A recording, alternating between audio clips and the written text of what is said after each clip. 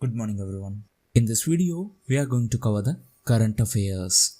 For mobile optimized ebooks, please install GKToday Academy app and there you can get the current affairs in quiz format as well as in easy digest format. And this is how you can attempt the quiz. For regular updates, please join our Telegram channel. This is the name of Telegram channel, GKToday YouTube. Now one more thing. In the end of this video, I have discussed certain points, so please make sure you watch that section. Now let's start. The NDPS Act, that is Narcotics, Drugs and Psychotropic Substances Act, which was enacted in 1985. So this act was in news recently and the question is, it is associated with which union ministry? So it is associated with Ministry of Finance. Actually, recently it was in news as in a judgment, Supreme Court has stated that the punishment for drug possession will not only depend on the quantity of drug present, but even the traces of an offending drug in a consignment will be sufficient to declare the entire quantity as offending drug. Now let me just explain you with an example. Suppose there was 1 gram drug in 1 kg item. Now previously, as per the law, the punishment was decided on the basis of the quantity of this drug. Since it is 1 gram, the punishment will be lesser than the punishment for say 10 gram. But now the court has said that along with this quantity, it is also important that how much is the final quantity. That means in how much item this has been mixed. So the entire amount of this final substance will also be considered for determining punishment. Previously, only the amount of actual drug was considered for determining the punishment. Now coming back to this NDPS Act. So this act was enacted in 1985 and subsequently to implement this act, NCB was constituted. Now what is NCB? It is Narcotics Control Bureau. The country's first COVID-19 sample collection mobile lab has been developed by which state-owned organization in collaboration with ESIC Medical College, Hyderabad. So it has been developed by DRDO in collaboration with ESIC, Hyderabad. And recently it was virtually inaugurated by Union Defense Minister Rajnath Singh. So this one is the first COVID-19 sample collection mobile lab. And what is the name of this lab? It is Mobile BSL-3 VRDL Lab. What is DRDO? It is Defense Research and Development Organization. It is under Ministry of Defense. Recently, DRDO was also in news as it developed a kiosk for sample collection. And what is the name of that kiosk? It is COVSAC. DRDO was also in news as recently it successfully tested the ventilators that can be used for multiple patients. Recently, NASA, that is National Aeronautics and Space Administration, developed a high pressure ventilator and the name of this ventilator is VITAL. So this is to treat COVID-19 patients. VITAL stands for Ventilator Intervention Technology Accessible Locally. Accessible locally. You need not to remember the full form, but the name is important. So VITAL ventilator is by NASA. NASA is the space agency of USA. And recently, US FDA, that is Food and Drug Administration, approved first at-home COVID-19 test kit. So this is first kit to get such approval and it has been developed by LabCorp. Where is the main campus of Indian Institute of Food Processing Technology? So the campus is in Tamil Nadu in Tanjavur. And recently, this institution was in news as it has been manufacturing nutrient-rich food for COVID-19 patients. And this institute is under MOFPI. What is MOFPI? It is Ministry of Food Processing Industries. So this is manufacturing nutrient-rich food for the patients of COVID-19. Now apart from this, recently one more institution was in news and it is CSIR CFTRI. So recently this started providing high protein biscuits for COVID-19 patients. What is CSIR It is Council of Scientific and Industrial Research. What is CFTRI? It is Central Food Technological Research Institute, and they have started providing high protein biscuits. Khongjom Day is commemorated in which Indian state to pay tribute to the war heroes of that state? So it is related to Manipur, and April 23rd is commemorated as Khongjom Day to remember those who sacrificed their lives in Anglo-Manipur War of 1891. Now Manipur was also in news as recently Manipur government started food bank initiative to provide food to the needy people. Manipur was also in news as it is the first state in northeast to be free from coronavirus. Goa is first state in our country to be free from coronavirus, and Tripura is the third state in our country to be free from coronavirus. So Goa is the first, Manipur is the second, and Tripura is the third state. Apart from that, recently Uttar Pradesh became the first state in our country to start pool testing for COVID-19. Uttar Pradesh was also in news as recently started geotagging the community kitchens, and therefore it became the first state to do so.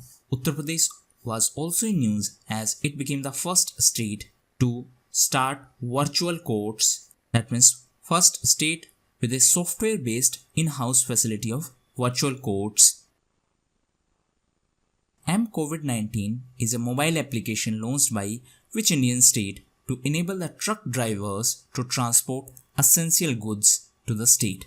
So this is a mobile application by Mizoram to ensure the transportation of essential items during this lockdown period. Now apart from this app, various other apps were also in news. First is e-Karyalaya app. So this app is by CISF. What is CISF? It is Central Industrial Security Force, and it is under MHA, that is Ministry of Home Affairs. Apart from that, recently Karnataka government launched Get Set Go platform for the students who are preparing for CET and NEET. So this is for those students who are preparing for these examinations, and Karnataka government started this platform to provide free online coaching. Apart from that, recently Uttarakhand government started Sampark Didi initiative for the students during this lockdown time period. In addition to that, Assam government started Dhanvantri scheme to provide locally unavailable medicines to the patients at their home. Assam was also in news as recently the Ambubachi festival of Assam was cancelled due to this coronavirus pandemic. And recently, the famous Bull Run festival was also cancelled due to this coronavirus. Answer in comment box. This famous Bull Run festival is associated to which European country? Who is the head of recently reconstituted National Shipping Board? Right answer is Malini Shankar. So recently, this National Shipping Board was reconstituted, and it is the highest advisory board on the matters related to shipping, and this board is to be headed by Malini Shankar. Now apart from her, recently few other personalities were in news. Recently Sanjay Kothari took oath as CVC. CVC is Central Vigilance Commissioner, and in 2003 Parliament enacted CVC Act to provide statutory status to this Central Vigilance Commission. Prior to being appointed as CVC, Mr. Kothari had served as the Secretary to President. Now, KD Tripathi has been appointed as new Secretary to the President of India. If we talk about the appointment of CVC, the Central Vigilance Commissioner and Vigilance Commissioners are appointed by the President, and they are appointed by the President on the recommendation of a committee, and this committee consists of Prime Minister, who act as a chairperson of this committee, Minister of Home Affairs, and Leader of Opposition. So the committee consists of these three members, and they recommend the name to President, and the Vigilance Commissioner as well as the members are appointed by the President of India. So apart from Mr. Sanjay Kothari, recently Mr. Bimal Julka was appointed as CIC. CIC stands for Chief Information Commission. Now answer in comment box. as per the provisions of which act this Central Information Commission body is constituted. So apart from Mr. Julka, recently Vineet Arora was appointed as MD and CEO of Paytm General Insurance. Recently Paytm was in news as Paytm tied up with Vodafone Idea to launch Recharge Sathi. So this Recharge Sathi initiative is started by Paytm in collaboration with Vodafone Idea.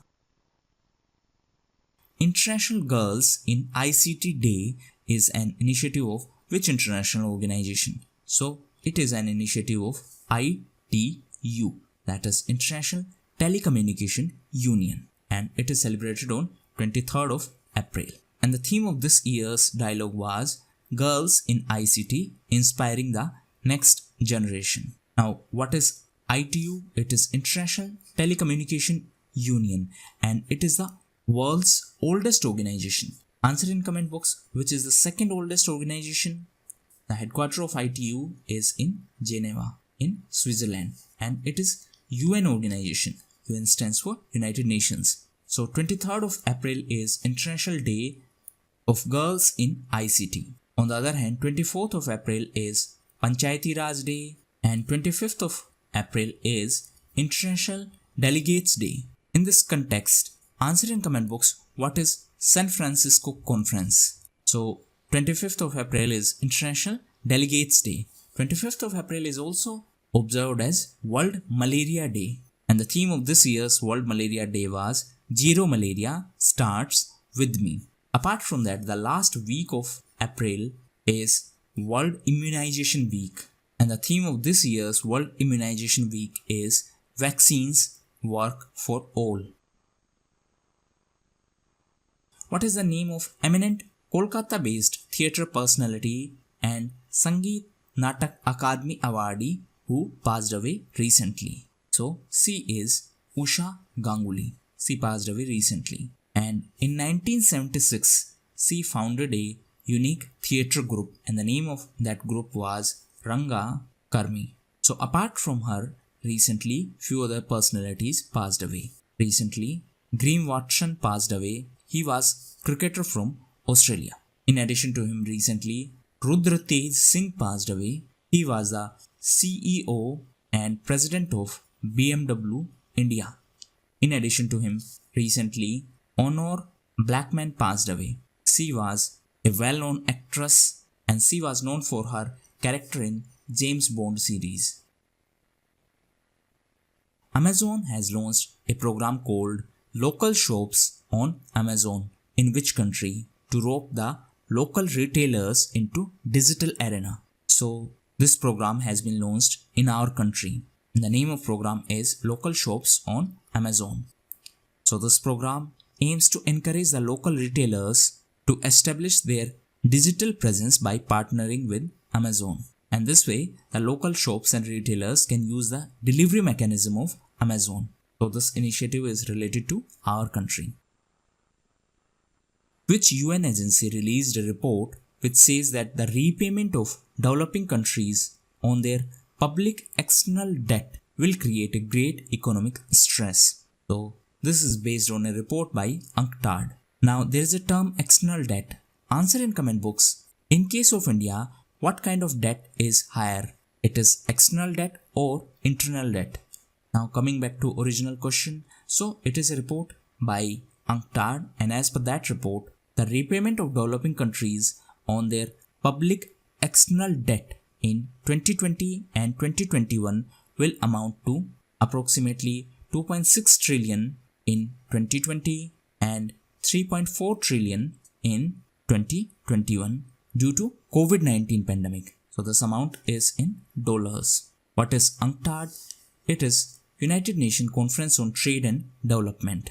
Previously, UNCTAD had announced a $2.5 trillion package for developing countries to tackle coronavirus. UNCTAD also published a report, and the name of that report is Trade and Development Report. Recently, UNCTAD was in news as it has announced that it is going to cancel over $1 trillion debt owned by developing countries. on which day the International Day of Multilateralism and Diplomacy for Peace is celebrated. So it is celebrated on 24th of April, and for the first time it was celebrated in 2019. Swamitva scheme, which has been launched by the Prime Minister, is associated with which field? So it is related to creation of land records. On National Panchayati Raj Day, Prime Minister announced this Swamitva scheme and e-Gram Swaraj portal. So this Swamitva scheme was launched with aim of creating a records of property ownership of land in rural areas. So with the help of new technology such as drones, the property of rural areas will be mapped. What is the meaning of Swamitva? It means ownership. So this Swamitva initiative is related to the creation of property records in rural areas. And this e-Gram Swaraj portal will provide the records of projects implemented in every village panchayat under GPDP. What is GPDP? It is Gram Panchayati Development Plan. Which country has named its Mars exploration mission proposed to be launched this year as Tianwen-1? So it has been announced by China. It is important to note that this year China is celebrating the 50th anniversary of its first satellite, and the name of that satellite was Dongfang-Hong. Before China, India, USA, Russia and European Union have already launched their mission for Mars. Now China was also in news as Chinese Central Bank, that is PBOC, means People's Bank of China, is working on a digital currency and it is dubbed as DCEP. What is DCEP? It is digital currency or electronic payment. People's Bank of China was also in news as recently it has raised its stake in HDFC from 0.8% to 1.01%. Apart from this, recently Caladium Investment has raised its stake in Bandhan Bank. This Caladium Investment is associated to Singapore. So the previous stakes, so now Singapore's Caladium Investment holds 4.49% stakes in Bandhan Bank. Previously, it had 3.39% stakes. Now, HDFC was also in news as recently HDFC Bank started a campaign for social distancing, and the name of this campaign is HDFC Bank Safety Grid.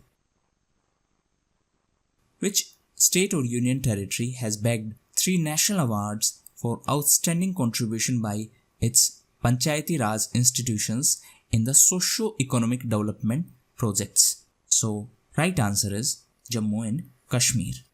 Now, Jammu and Kashmir was also in news as recently Jammu and Kashmir State Legal Services Authority started a helpline under Serve the Seniors Initiative.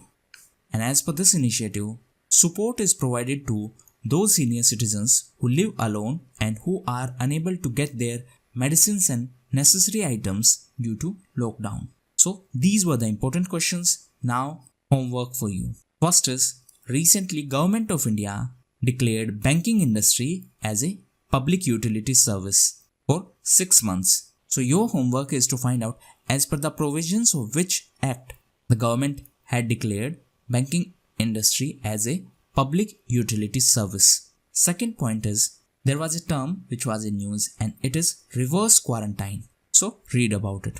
Now I need to discuss certain points. First and foremost thing is that few students have commented that the time period of video is not right. That means videos are longer than they should be, and sometimes they are of 20 minutes, and as per some students this is too much. Let me tell you one thing, I can cover entire current affairs in 10 seconds also. Just read 2 information, who is our Prime Minister, who is our President, and that's it. Our current affairs are done. If you think that competitive examinations are so easy, then you are naive. When you are getting this much information in less than 20 minutes, can't you even study that? Or you need current affairs in 5 minutes or in 10 minutes or in 15 minutes? It does not make any sense. Yes, you are free to watch current affairs in 2 minutes, and beyond that you don't watch somebody else will, and they will score better than you. It is a relative examination. You need to do whatever you can do. And in this lockdown period, at least you should not complain about the fact that you cannot study this much. I mean, what else you are going to do in this lockdown time? So, first and foremost point was that the videos are longer. Now, the second point was that some brilliant student yesterday commented that there is too much explanation. And because of that much explanation, the student commented that I am so frustrated that I feel I should throw away my mobile phone. Well, that's a good way to cover current affairs by throwing mobile phone, but I would suggest you can do it after lockdown, because right now e-commerce sites won't deliver mobile phones as they are not essential items. So you can try it after lockdown. Again, whatever explanation is provided to you, this much is necessary, because you won't be able to remember just facts if you do not know the entire explanation. Third point was that these lectures are too boring and these are monotonous. Well, I agree. These are the worst lectures, and I do agree that my voice is too much dull. But trust me, it is beyond my control to change my voice like your favorite singer. I can't do that. And if you find these lectures boring, I don't know what else can be done to make it more interesting, because we already are using images, we are using connection points so that you can understand all the related aspects of that particular news, and I am using simple language so that you can understand it. Still, if you find it boring and monotonous, you can follow some other shows. There is no need to give it too much importance. No need to follow if you can't understand it. Don't waste your time. Your goal is not to watch these videos. Your goal is to watch current affairs so that you can score better. So these were few points which I thought I should discuss with you. Thank you, and thank you for your time, and that's all for the day.